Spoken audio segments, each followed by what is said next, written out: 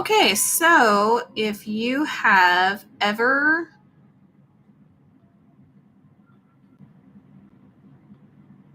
felt guilt and grief, I would love for you to put that in the chat. And we are going to get started in just 1 minute.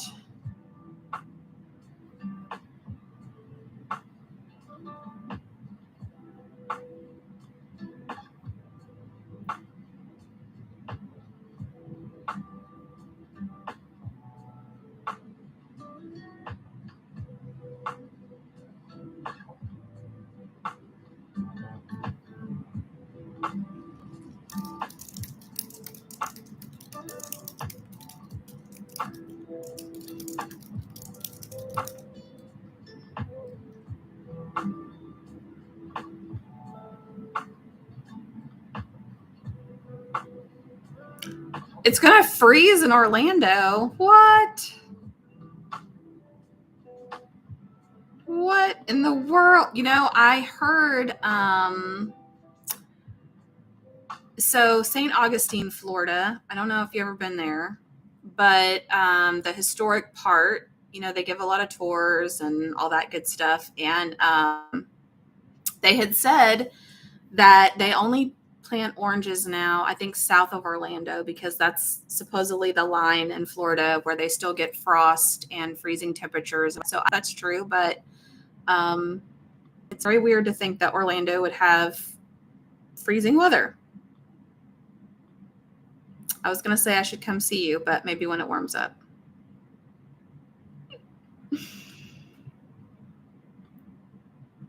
All right. Well, welcome everyone, regardless of how you're connecting and where you're connecting from. I'm so glad to be able to talk with you today. And I am going to kick us off with a prayer. Dear Heavenly Father, thank you for our time together and for the ability to meet and to have the technology and sense of connection. And we just pray for your wisdom and your guidance as we navigate this conversation. And as we help make decisions and choices that will help us to move forward through grief and beyond to creating life that we love. And I just thank you for all the amazing people who have joined today and who will see this in the future, and just ask that you are close to them as they navigate these holidays and this time that can feel very awkward and weird and uncertain, that you just fill their hearts with peace and love in the way that only you can. In Jesus' name we pray. Amen. Okay. So just a few housekeeping items here. If you're with me in the Zoom room, then at the bottom of your screen, there's a chat box. I think it defaults to just chatting with the host and panelists, so your comments are safe. With me, if it's something that is too personal or that you wouldn't want shared, I'm happy not to read your name and comment, but it just helps me know how things are resonating with you, if it's clear, if it makes sense, if it's connecting with you, or if it's confusing, and then I can rephrase it. You also have at the bottom of your screen a Q&A button, and the Q&A button helps me keep the questions separate. So sometimes people will get excited in the chat, which I love because it gets me excited. There'll be lots of comments, there'll be lots of emojis, and that's always amazing. But sometimes that means it can flood the chat and then I lose your question. So if you'll put your question in the Q&A box, that will help both of us stay on task. But if you're watching on YouTube or on Facebook or somewhere else, just feel free to put it in the chat box. And I will be periodically checking it, but I do try to stay focused or it will take me forever to get through this information. So we are here as day 2 of this 3-day challenge on moving from grief to growth. If this is the first time that you're joining, it's okay. I'd love for you to go back and watch day 1. The replay is going to be coming out on that very soon, but you haven't missed anything. You're here on day 2. That is perfect. We do have a Facebook group called the Brave Widow Grief to Grow 3-Day Challenge. Love to see you in the group and see you participating there. Ask that you are present and have an open mind, that you apply one thing that you learn each day, and would love for you to also invite a friend. So today I'm just going to give the very quick version of my story. The longer version is in day 1. But for those of you that are just joining today that weren't here yesterday, just want to share a quick version of my story to explain why I'm here talking to you, what qualifies me to be having this conversation with you today. But just 3.5 years ago, in July of 2021, it was 3 weeks shy of what would have been our 20th wedding anniversary. And I watched as an ambulance took Nathan from our home and took him to the hospital. I worked in healthcare for 20 years. And so I told my 4 kids, like, hey, it's going to be fine. Hospitals are where people go to get better and to get healthy. It's all going to be fine. And 11 days later, I would be called into the hospital and told by the attending physician, hey, we think your husband is brain dead. And in that moment, my whole reality shifted. And I remember they suited me up in all this PPE gear. They had me go to his bedside, which at the time with COVID restrictions, they said was not necessarily allowed or promoted, but they allowed me to go in there. And I just remember that plastic face mask being so fogged up instantly as I just sobbed and realized that my husband wasn't there anymore. So they ran some tests. They declared that he was brain dead. And I had to go home and tell my 4 teenagers that their dad had died.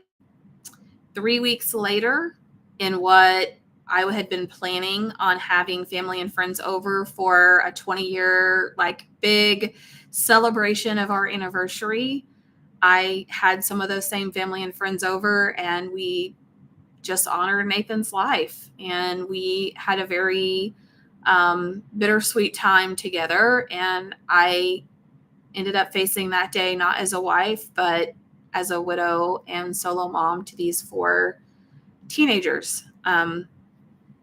There was a point in my journey where I just understood how people could die, how spouses could die of a broken heart.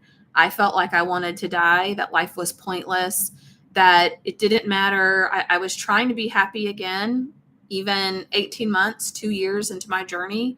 I was trying to be happy again. I was trying new things. I was going new places, but it always just felt pointless and hopeless. And I remember one time driving to Tulsa, Oklahoma to see Jordan Peterson. He was giving a conference there, and I had carved out a day for myself, and I was excited to go. And I made it halfway there, and my makeup was just wrecked by all of the tears and all of the thoughts of, what are you doing? This is pointless. Why even try to be happy again? Why are you even putting yourself out there? If he's not here, what does it matter? That was my life for what felt like an eternity. And I made the decision that whatever it was going to take, I was going to figure this grief thing out. I was going to figure out not only how to get through grief, but how could I actually possibly enjoy life again? How could I smile again and it feel real and not feel like it was just this masked thing? So I dove headfirst into books and courses and podcasts, and I invested in coaching for myself. And I did all the things to just consume as much as I could about grief and about building a life after loss. And I'm so pleased to share that now I do truly, genuinely love my life again. That those moments where grief felt like a dark cloud, that was over my shoulder and those waves of grief that would just bring me to my knees. Now I get waves of love and gratitude for the time that we had together. I get waves of just happiness and just a sense of being fulfilled. Like, I don't have to go to my kids' choir events. We're going to one tonight. We went to a musical theater performance just a couple of weeks ago. And used to, it was supposed to be a happy event, and I would just sit there bawling because their dad couldn't be there. And I would just be thinking, like, their dad's supposed to be here. This isn't fair. Why my kids? Why me? Why? But now I can go to those events and be happy and truly enjoy them and not feel like I have to carry a pocket full of tissues everywhere. And I can feel at peace knowing that their dad is present and their dad is watching them. It's just different than it was in the past.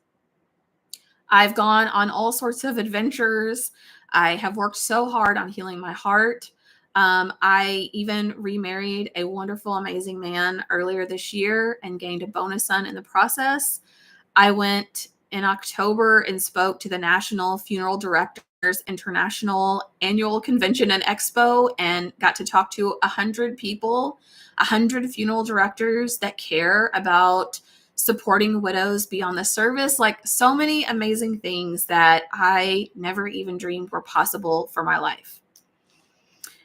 Currently, I run Brave Widow, which is an online coaching and membership community for people to not only heal their heart and go through emotional healing, but to start rebuilding their life again and to proactively create a life that they can love and be excited about. So, when we are going through grief, we're experiencing grief, why do we feel guilty? So I know earlier I asked if people have ever felt guilty in grief, and I got some yeses in the messages. So why is that? Why is it we feel guilty about grief? So there are 7 main reasons why people tend to have this sense of feeling guilty or tend to have these thoughts. One is, my spouse died instead of me. It should have been me. It shouldn't have been them. 2, I could have done something to prevent it. Oh, I should have made a call. I should have done this or that. 3, we have unresolved issues or conflicts. 4, moving on means betraying my spouse. 5, I should prioritize everyone else, not myself. 6, I believe now that he's finally gone. And 7, I didn't get to say goodbye, or I lost him on bad terms. So we're going to talk about some of these that I've experienced and some that other widows have experienced to see if that resonates and connects with you. So in the chat, I'm curious, have you ever experienced any of these reasons for why you feel guilty? Or have you ever thought those things? You don't have to tell me which ones. Just type in the chat for me, like yes, or a couple of them, or some of them. Just curious to know. And I'm going to show you, I've thought almost all of these. So if you've thought them, you're normal, by the way. Okay, so what were my personal thoughts with guilt and grief?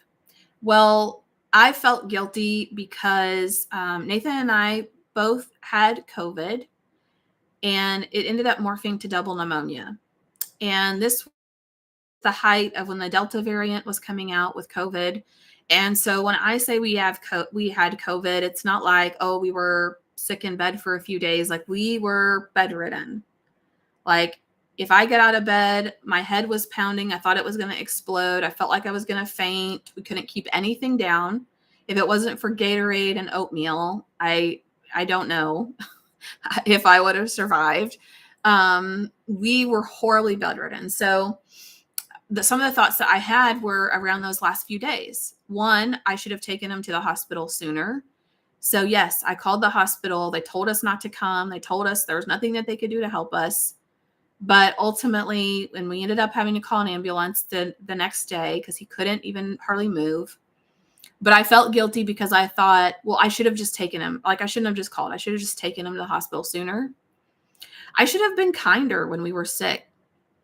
So there were these flashbacks and visions that haunted me for a long time where, we're both like freezing in the bed with like 6 heating pads literally plugged in around us, still couldn't get warm, still hurt all over. And so the first day or two, I was a pretty good, decent caretaker. But then, there would be times where Nathan would complain or he would say he's not feeling well or he'd want me to do this or that for him. And I remember saying, like, I'm sick too. Like, we are both sick here. And so some of my guilt after he died was thinking back, like, those were the last couple days that we had. And I wasn't hateful or mean, but I definitely wasn't being very kind and understanding either. I felt guilty because I thought, well, I should have called or texted him more while he's in the hospital. I couldn't go see him in the hospital. I snuck in there one time and they kicked me out because I was coughing. But because I was coming off of COVID and had pneumonia, they didn't want me in the ICU. So, but I felt guilty for that. I also had a vision of him arguing. The nurse had held up his iPad so he could FaceTime me. And he was arguing with the nurse about not wanting to go on the ventilator. And I remember, they were telling him, like, we have to do this. Your lungs are really in a poor state. We're going to have to do it sooner or later. And, I remember telling him, like, it's going to be fine. Like, you're going to be fine. You can read the rest of these things on here. There's another key one, like, it always used to be a joke between us that if anything ever happened, he did not want me to date anyone ever again. And even though in the Bible it says that when we're in heaven, we're not married to each other, we're like the angels, as the church, we're the bride to Jesus. He would say, no, you and I, we're going to be married in heaven. We're going to be together all the time. You're not going to be having any angel boyfriends. Like, it was just kind of a joke. So even though people would be like, oh, Nathan would want you to be happy and date again or to be able to move forward, like, I was very adamant. No, he wouldn't. Obviously, you did not know this man. He did not want me dating anyone else. So these are all the things that I used to experience with guilt. So if you don't mind to share with me in the chat, what is a thought that you have now or recently when you feel guilty?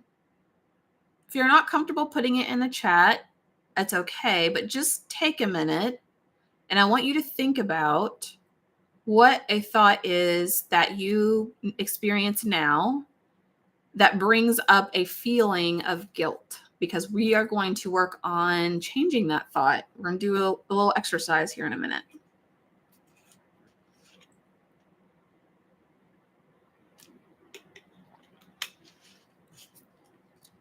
Okay. So what were some of the reasons that I felt guilty? Well, I told you it was going to be a lot of these. So all these ones in yellow are categorically or thematically the reasons that I felt guilty, right? I felt like I could have done something to prevent his death. I felt like I could have taken him to the hospital sooner. I could have called the clinic more often. I could have done more. Yes. Thank you for putting that in there. I could have done more. We have unresolved issues or conflicts. We didn't really have like major unresolved issues, but there were so many things, like so many conversations we never got to have. So I felt like I had all of these loops that were just unclosed, like they were just gaping open. And it felt like, you ever get maybe a song stuck in your head or something and you just like you have to sing it all the way through or you have to play that song to get it out of your head? It was like that. It was just playing over and over and over and over. I'm like, I cannot get these thoughts out of my head. Moving on means I'm betraying my spouse, like trying to be happy again, trying to laugh again. People are going to judge me. They're going to say I'm just living my best life now and trying to be happy when it's like couldn't be the furthest thing from the truth. I should prioritize everyone else, not myself. So I felt guilty because, people would say, like, you have to be strong for your kids. Like, it's all about your kids now. It's not about you. It's about your kids. And there's a lot of things I could say about that.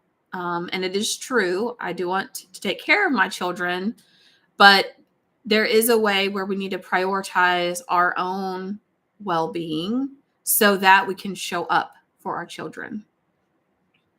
I feel relieved now that he's gone. This may be for people who had a spouse that was volatile, for people that have a spouse that struggled with addiction or gambling, or, Nathan was an extremely anxious and depressed person who, he had thoughts of suicide and, would say to people like, well, if anything happens to you, I'm just taking out a bunch of people and then taking out myself at the end.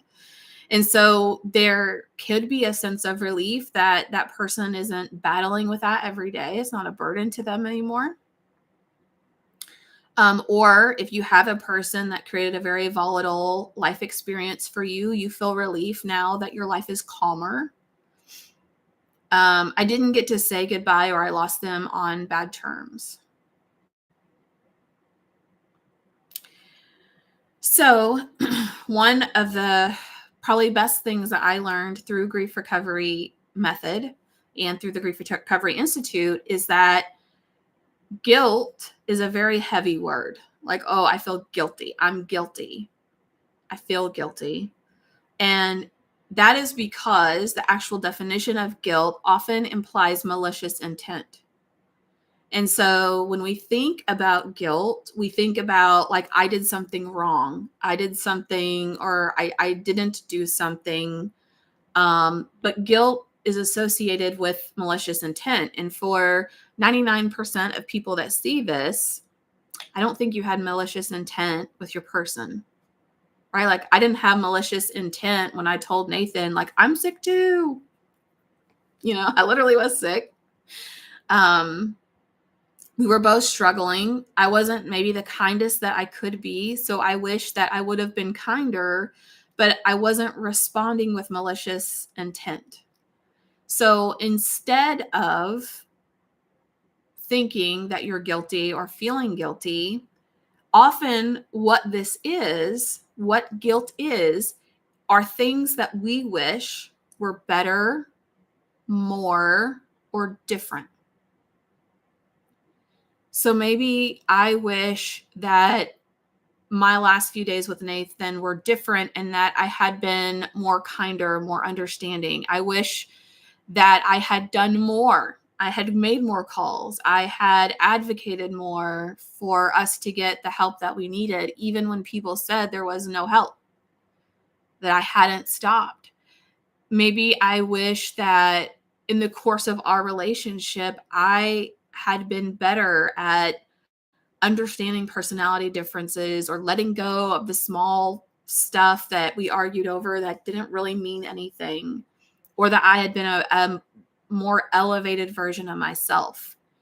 So my challenge for you is those things that you feel guilty about is to ask, is this really something I wish I could have done better, more, or different?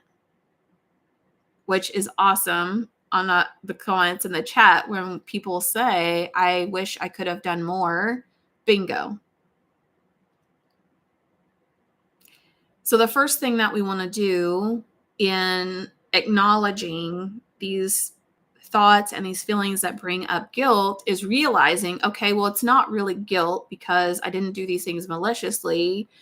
It's just the sense that I wish it had been different, or I wish it had been better. Or I wish there had been more of something.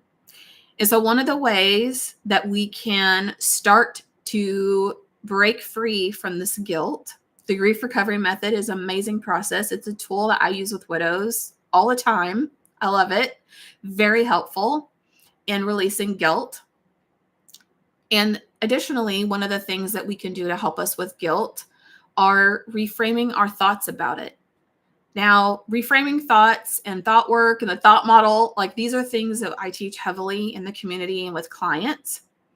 But for today's purposes, what I want you to consider, what I invite you to consider, is reframing thoughts about guilt is not going, oh, okay, I'm just going to think of this wonderful new thought and I'm not going to feel guilt anymore.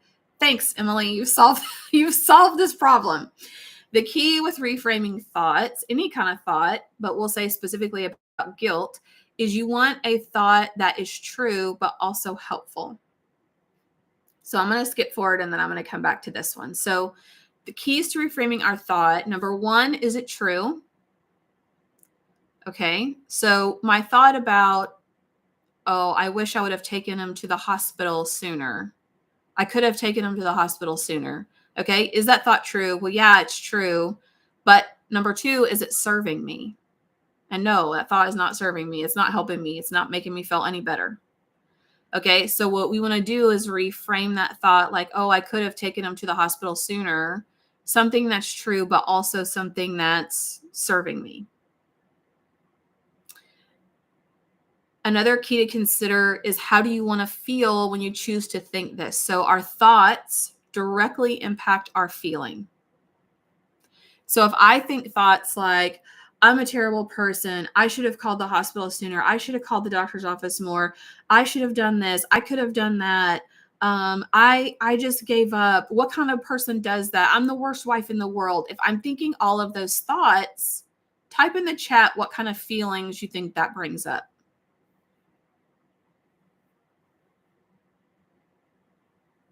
Guilt, sadness. Yes. Yeah. If I am thinking and ruminating on those thoughts and getting into what I call like these negative thought spirals, then it generates, I love that the comment in the chat, downward spiral, right? As I said the word. Yes. Like you're on this thought spiral, right? And it's just going down, down, down, down. And you're just feeling worse and worse and worse. So the thoughts, the Bible says to take every thought captive. The thoughts that you are choosing to hang on to and that you choose to ruminate on are driving your feelings. So when you feel guilty, when you feel frustrated, when you feel just shameful and embarrassed, the first thing I do is work backwards and check, well, what thoughts am I having that's causing me to feel this way? So we think about guilt, right? What thoughts am I having that's causing me to feel guilty? Okay. So how do I want to feel instead? Well, I want to feel hopeful. I want to feel at peace that I did everything that I could with the information I had at the time. I did the best that I could. I want to feel like I was a good person. So if I want to feel that, then what do I need to think in order to feel that way? So if we go back to my example of how I've reframed some of my thoughts, these are the thoughts. Again, we have to ask, are they true and are they helpful? So you can't just think a thought like, I choose not to feel guilty anymore, because that doesn't solve the underlying reoccurring thoughts that we have. So instead of some of those thoughts I had before, like I could have taken him to the hospital sooner, I can choose these other thoughts, which is the hospital advised us not to come when we called. We called the hospital. They told us not to come. We called the clinic multiple times. They said there's nothing they could do. That is true. And that is helpful because it helps me feel at peace that I did do those basic things. Another thought is God is bigger than any decision I could make. And this thought is the thought that helped me maintain my sanity. Truly. Because you can go on this downward thought spiral. You can spin out of control. You can just annihilate your emotional well-being by thinking of all the could-haves, would-haves, should-haves. And at the end of the day, I had to rest in the peace and the knowledge that God is bigger than a phone call. And God's bigger than a medication they gave him or didn't give him, or a test they ran or a test they didn't run. So even though I don't like it, even though I wouldn't have wanted this outcome, I have to acknowledge that God is bigger than any one of those decisions. And if he wanted Nathan to be here, he'd be here. It's that simple. He, being Nathan, knows I loved him more than anything else in the world. I can give myself grace for being sick, bedridden, and exhausted. People are going to have their own opinions. I can only control me. And I don't want his legacy to be that my life ended when his did.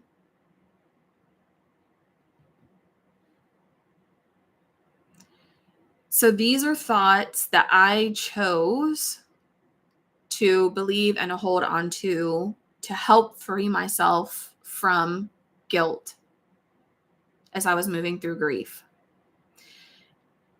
And if you've never thought about your thoughts before, okay, it might feel a little bit weird, but just hang with me here. It can feel a little bit weird and new and different, and that's okay. For some people who haven't done a lot of thought work or haven't done a lot of emotional intelligence work, sometimes we think that we are victim to our thoughts and our emotions. Like we let our emotions just be in the driver's seat and just make our decisions for us, which isn't the way that it should be. And so when you have a thought that comes up in your mind, a lot of times we just assume that it's true. I'm a terrible person. I'm not any good at this. I'm too old for this. We get a thought in our head and we just assume, oh, yeah, that's true. I'm too old. I can't learn anything new. I can't, I had a client a couple of weeks ago. She's like, I'm just technically challenged. And I was like, I'm going to challenge you to stop saying that. It might feel very challenging. That doesn't define you as being technically challenged. You can get better at technology. But if you hold on to these thoughts and you hold on to these identities that just pop up in your mind, that's going to hold you back. So as you have these thoughts around guilt that are creating this feeling of guilt, I want to challenge you to first observe the thought. Observe it as if it was, I'm just going to grab this pen, okay? Like it's a thing that you could look at. Be like, okay, I have this thought. I'm looking at it. Do I like this thought? Is it true? And is it helpful? Is this thought helping me feel the way that I want to feel? If no, we're just going to put it to the side and say, thank you, brain, for giving me that thought. I'm going to pick this thought over here because I like this one a lot better. And this is the one I'm going to choose to believe. And this will create a different set of emotions in you. Because if I feel like I did everything that I could do, I know that God is in control and he's bigger than what I've gone through. I can give myself grace for being sick and bedridden and exhausted. I start to feel at peace. I start to feel more kind with myself instead of feeling guilty and shameful and embarrassed about things that happen. So my challenge to you today, and I'm here, Coach Emily is here to help you. We have some time. I would love to help you pick a thought that drives guilt in this whole grief experience for you and reframe it to something different. So I'm going to give you just a couple of minutes here and play some music, get you in the mood, in the mindset, to pick 1 to 3 thoughts that you want to reframe. I'm going to give us 2 minutes. And if you want help reframing it, you can't think of anything else, I'm here to coach you and help you come up with something different or something that I have seen work for other people. So get this going. I'm going to set a timer for 2 minutes.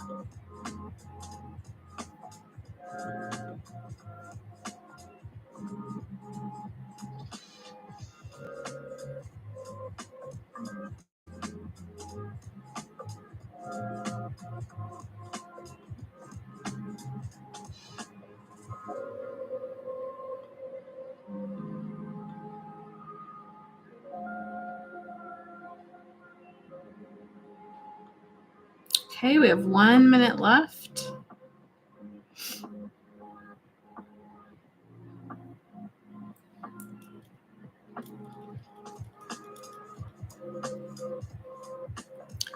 Okay, and if you want help reframing any of your thoughts, put it in the chat and I will help you.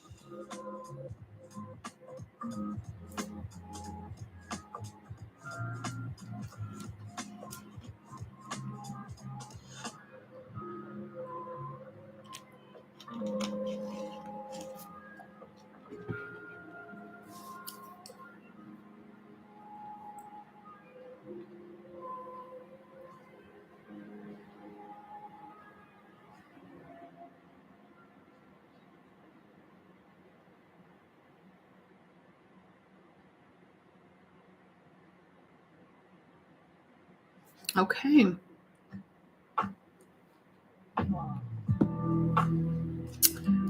Reframing thoughts is actually really helpful in a lot of respects. And, it's not a magical solution to solving all of the feelings of guilt and grief, but it definitely goes a long way. And for people that want to do, trying to think of the right words, like a deeper work around healing guilt and grief and breaking free of that, grief recovery method is an excellent method and tool for people to use. I use it with widows all the time, and it just really helps with unpacking, first acknowledging all of the loss and hurt that you've experienced over the course of your life. Even outside of losing a person, you experience all sorts of losses. And unfortunately, in our culture, we don't really learn how to process loss and grief and all the things that come with it. So you get to learn how to do that. But then the process that it takes you through allows you to communicate those things that have been left unsaid, to apologize for things, to forgive for things that have happened, to thank that person for the experiences that you've had. Like, it just, for me, immediately within the next couple of days, I did not have any more experiences with guilt as I walked through that process. It was just absolutely amazing. And reframing your thoughts will go a long way in driving how you want to change your thoughts in order to create how you want to feel. How am I going to be able to handle the challenges of our life by myself? And I'm reframing it as God is going to help me face these challenges. Yes. You know what is interesting about that is I heard someone, I'm trying to remember exactly how they said it, but I heard someone say that our job is not the how. So if we're thinking about challenges, or we're thinking about like, oh, I really have this goal I want to achieve, or, maybe I want to grow my investments. Maybe I want to work with more clients. Maybe I want to have more confidence. Like, sometimes when we desire something or we're thinking about the future with something, our job is not the how, that's God's job. And so it's like, okay, well, I know I'm going to navigate these challenges. I don't exactly know how I'm going to do it, but I believe that I can do it and that God is going to be able to help me. So that was a beautiful way that you put that in the comments. And that's actually one of the thoughts that I chose very early on when I was in all the Facebook groups and I was trying to figure out, like, how is it possible that I will ever enjoy life again? How? I didn't know. I didn't know how it was possible. Like, because I would think in my mind, I could have millions of dollars. I could have the best life ever. I could be achieving all my goals and dreams. And I did achieve some pretty big life goals, within a year after Nathan died. And it just felt not great, not the way that I had wanted it to, because I was so sad about him not being there. And that was such a thought in the forefront of my mind. But I thought, what I chose to believe is that I don't know how it's possible to have a life that I can love again, but I do believe that some way, somehow it is possible. I just have to figure out how to get there. I just have to figure out what it is. But I choose to believe it, whether or not I can see exactly how that's going to happen. So we have just a few minutes here together. And so I invite you on anything that I've talked through today. If you have a question, to put it in the Q&A box, or if you want to put it in the chat, if there's something that you would like me to expand on, or something that could be a little more clear, I would love to hear that. And I would love to invite you to join me in the Brave Widow community from now until Friday at midnight. If you join by going to bravewidow.com/fast, FAST, then I've got some bonuses for you for being someone who makes decisions, who takes action, who is ready to invite change and growth into your life. I am offering not only half off the existing price, so currently it's $97 a month or $197 a quarter.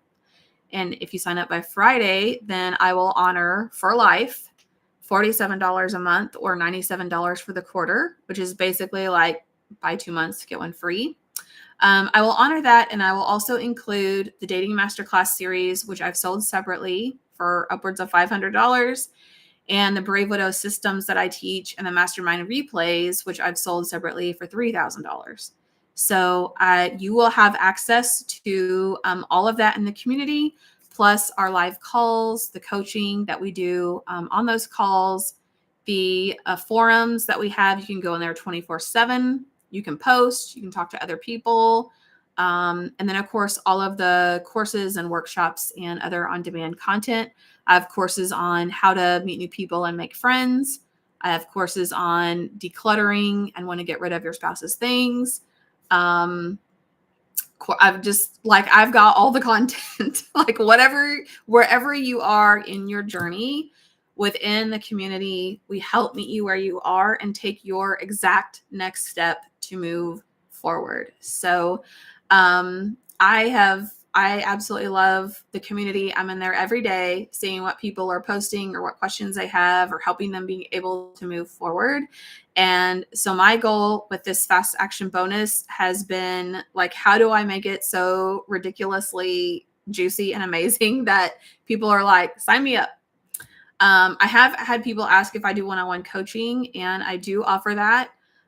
It is separate from here because it is much more intensive and, time consuming and limiting from a one-on-one support perspective, who all I can support. But if you're interested in that, you can go to bravewidow.com and sign up for a consult. I'll be happy to learn more about you and explain where you are on the journey. And I would just love to see you all in the community. So I'm going to check over here and see if there's any other questions over here. Okay, how do I get involved in the mastermind portion? So for people that are in the community, or if you're doing coaching, then you're automatically included in the community. You get access right now to the mastermind replays. We are going to have another mastermind cohort of people that will kick off. I'm working out the final details. Most likely it will be in January. And so what we do is we have what we call a cohort, or like a small group of people that we meet every week for 2 hours a week. And I walk them through the content like A to Z. Here are all the systems. I typically teach for an hour, and then the second hour is when we do the coaching portion.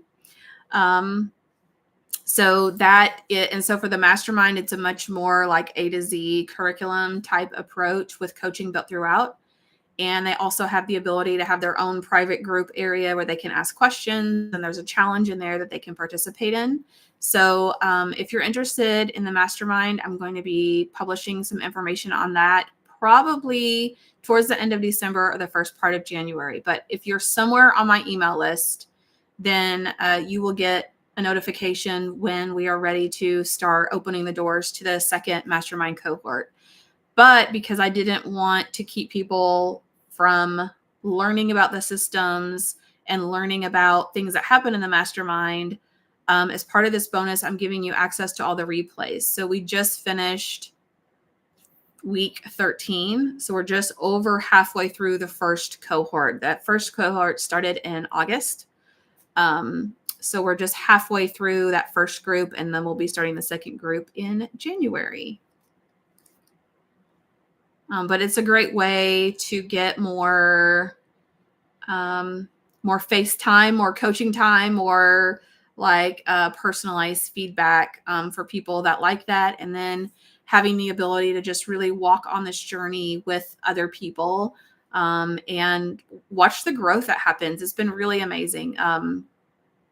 I just had a client I met with earlier today. I was looking, we have 5 categories of things that we track. And it could be things like processing grief, having a routine, your confidence, relationships, things like that that we track. And I was looking back, we're right at the end of her 6 months of her coaching. And initially she was at like 0s and 2s. And now she's at like 6s and 7s and 8s. And so it's just amazing to be like, oh my gosh, look where you were from your confidence was a 0 and now it's at like a 7 or an 8 in 6 months. That's just really like, I'm just so proud of that. Not because I've been able to help her, but just being able to personally see that people in that amount of time can track, like, I've actually made progress. This has really helped me. It's just amazing. Okay, Judy, awesome. I've got your email, and I think maybe you did join the email list, but I will double check. I'll make sure that you're part of that and that you get information on the mastermind. I'm excited about it. The mastermind has been it's been a lot of fun. So, okay. Well, I don't see any other questions. We do have one more day tomorrow of the Grief to Growth Challenge. So tomorrow we're going to talk about relationships, and we're going to have a little fun. We'll talk about some juicy dating stuff, which is always fun. But we'll talk about guilt in relationships, whether it's in thinking about dating or in just building new friendships and how that affects us in our grief. So I hope that I will be able to see you guys tomorrow. Bye.